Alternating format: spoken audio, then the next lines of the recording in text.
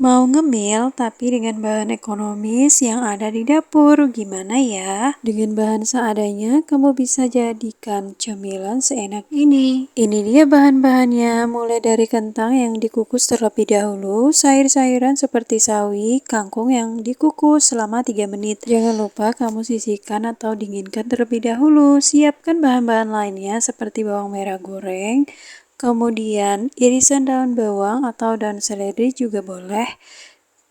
Kentang kukus ini nanti jangan lupa dihaluskan. Garam dan kaldu jamur, tambah sedikit lada bubuk. Untuk bahan selanjutnya aku gunakan labu kuning yang sudah dikukus. Kemudian aku gunakan bawang merah, bawang putih yang sudah dihaluskan. Selanjutnya yaitu adalah tepung beras. Tepung beras ini awalnya aku gunakan 5 sendok makan terlebih dahulu. Sebelumnya kamu gunakan minyak wijen. Kalau nggak ada, bisa jadikan opsional atau di skip aja.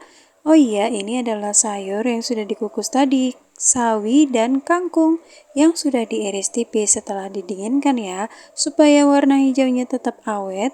Jangan lupa setelah dikukus direndam di air dingin.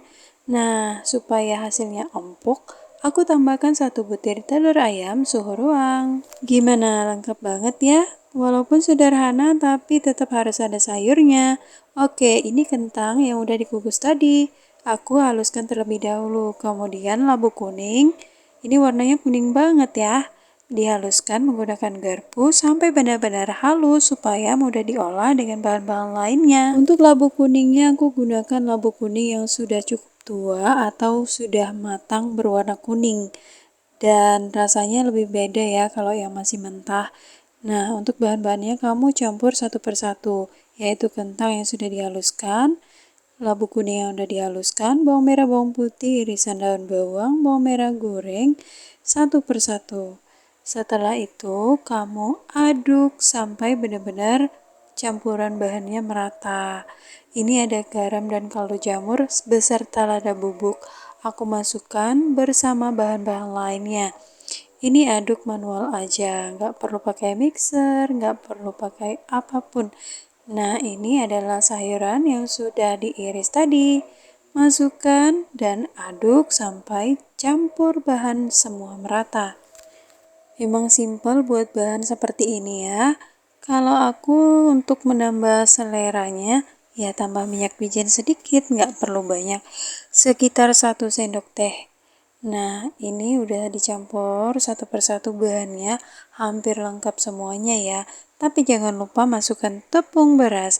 Ini 5 sendok makan tepung beras tadi. Aku aduk tanpa menggunakan air.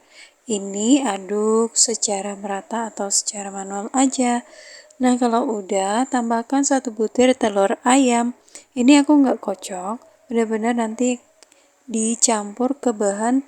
Nah, di situ kita aduk secara merata seperti ini menggunakan sendok. Jika adonannya sudah terbentuk seperti ini, enggak terlalu encer, enggak terlalu juga mengental.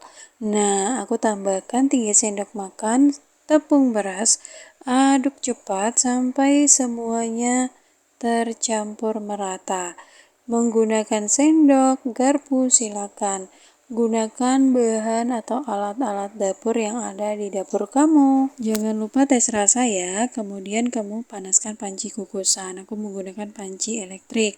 Kemudian aku kukus sampai benar-benar matang seperti ini. Jangan lupa dicek ya menggunakan tusuk sate atau garpu. Kira-kira kalau ada nempel dikit berarti masih agak mentah. Nah, kalau sudah kamu dinginkan kemudian iris seperti ini. Bisa langsung disajikan atau kalau kamu mau digoreng juga boleh. Nah, ini aku buat 2 versi. Ada yang mentahannya langsung digoreng seperti bakwan. Kemudian ada juga yang sudah dikukus. Aku langsung sajikan dan aku juga goreng sebagian. Ada rasa yang berbeda. Yang satu rasanya krenyes-krenyes kayak bakwan, yaitu yang mentahan seperti ini. Kemudian, kalau yang sudah dikukus rasanya lembut banget. Tapi kalau udah digoreng rasanya hampir menyerupai bakwan juga.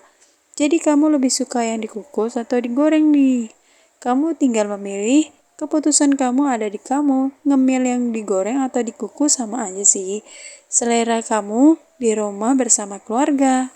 Panci listrik ini memang ada kelebihan dan kekurangannya, tapi kalau menggunakan panci listrik ini memang kamu harus stay di dekat panci listrik itu.